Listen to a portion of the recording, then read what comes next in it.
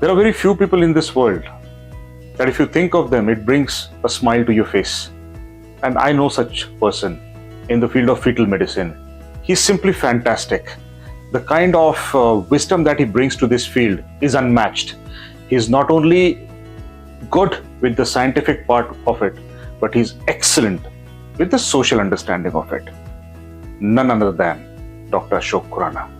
So we have the legend of fetal medicine with us, Dr. Ashok Khurana sir, and I'm very privileged today that I'm going to ask a few very interesting questions to him. Welcome sir, good morning. Thank you, Chandra. This is a privilege for me. I love being a part of ScholarMD, and I love ScholarMD being a part of me. So the pleasure is all ours.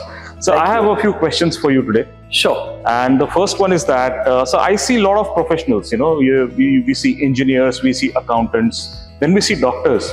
Why is it necessary only for doctors, to have this continuing medical education going on? Why is the emphasis so much on doctors? So I'm not going to say that doctors are smart and realize that change is the only constant. That's not just the reason. The reason is that we have to change to meet the changing demands of our patients and society at large. Technology changes and I have to evolve with technology. Ultrasound changes, I have to evolve with ultrasound. Genetics changes, I have to evolve. And importantly, these changes are not once every 2 years or 3 years. These changes are happening every microsecond. And therefore, I must give the best to every mother and every fetus. And for that, I have to change. And for that, I need continuing medical education, or what is known in other professions as continuing professional development. Right, sir. Now, sir, if I'm a radiologist, is it not just enough for me to learn about imaging and pattern recognition and just give a radiological diagnosis?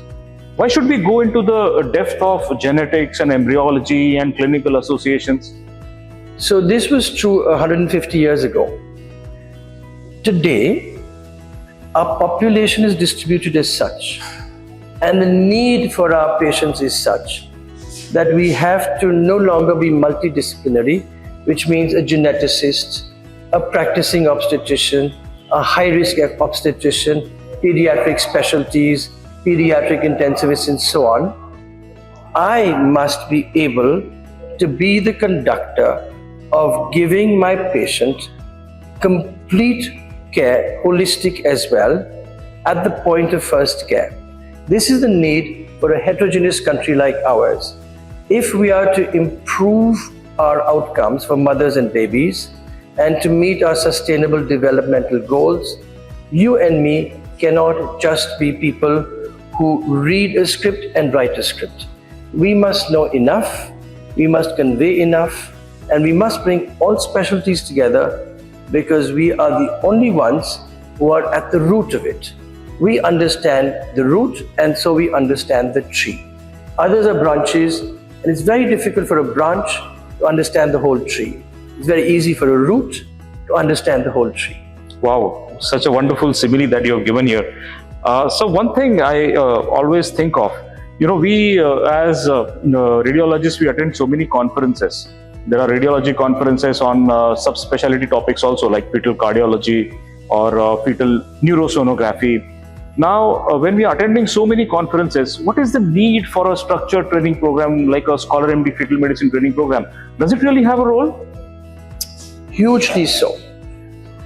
Not just because fetal radiology is the most neglected branch of radiology at the postgraduate training level, but also because it's the most evolving branch. Also because people of my generation, in case we haven't kept up, don't have any idea of what is happening in the world of the fetus today. And therefore it becomes very important that we unlearn, relearn, and practice everything from scratch. So we need a program that takes you by unlearning, by building up the basics, and then building them all the way from A to Z, so that this individual, when they go back into their own working environments, will be able to give the best and give every mother and fetus an optimal outcome.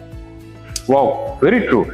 You have reasoned it so well. Sir, just I would like to ask you that when you were growing up as an ultrasound specialist, do you now look back and feel that if you had some structured training like that available in India at that time from masters like yourself, would that have cut down your learning curve in a significant way? Tremendously. Also, I would have understood the economics of healthcare.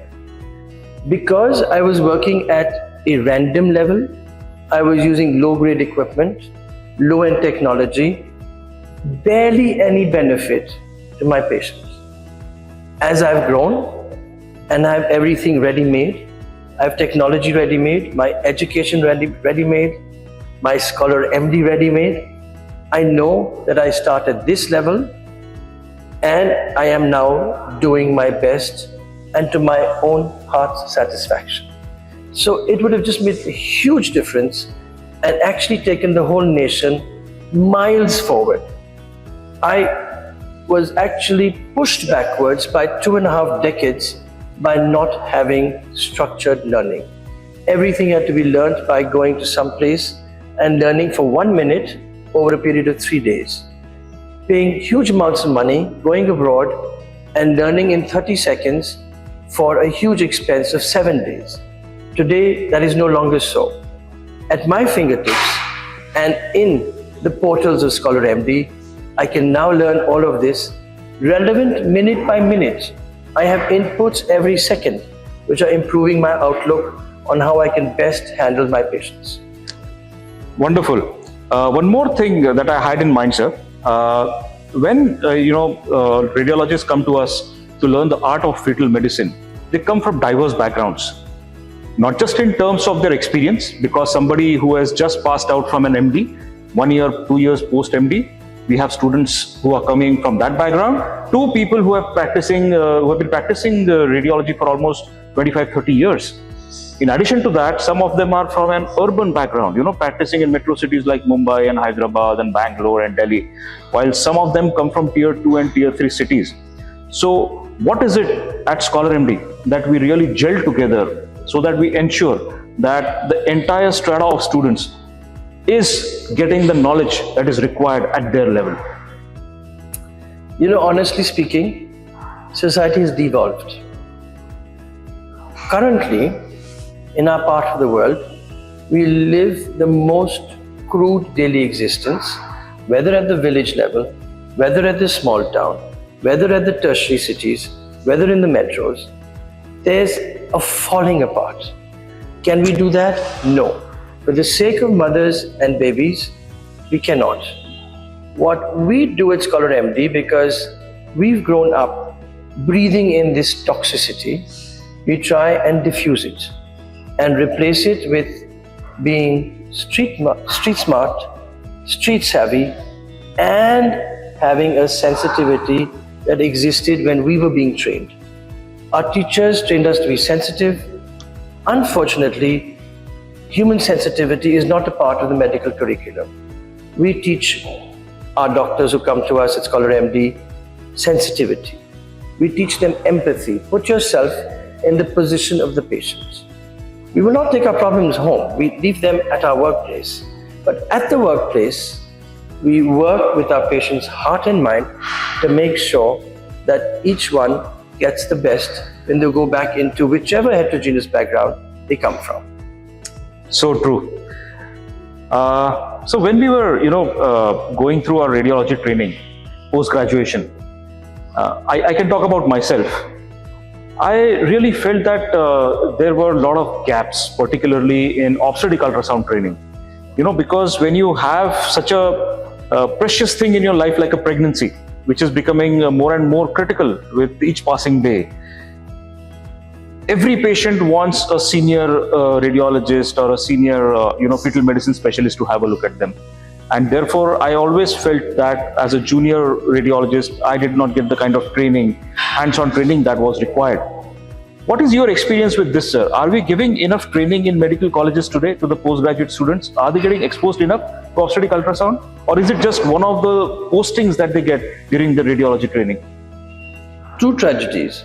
A, complete lack of opportunity, and B, complete lack of structured training.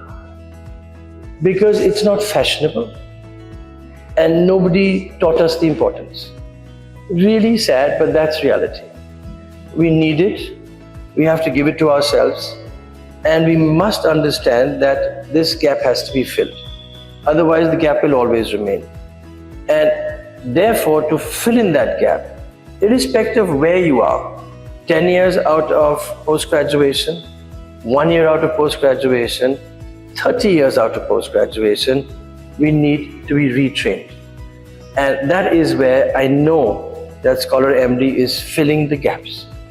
And because we come from diverse backgrounds ourselves amongst the faculty, because we've had different generations being trained, and some of us are very young, some of us are not so young, some of us are very old, some of us are very, very, very old, we seem to put it all together, and our students can take the best out of each one of us, find out not what suits them best, but what, on which day, in which particular situation would be the best option. Because we don't say this is the one and only answer. We say it can be handled like this, it can be handled like this. This is the scientific core. The rest of the bloom and the garden is what you make of it. And we teach our students what a garden is supposed to be like, not just what a bud is supposed to be like. Thank you so much for your wisdom, sir. I always feel that spending time with you, we get so many wisdom nuggets, and I'm so very sure that our ScholarMD students are so lucky to get all this wisdom for you in addition to the fetal medicine training that they're getting. Thank you so much. Thank you. We strive to do better each day. Thank you.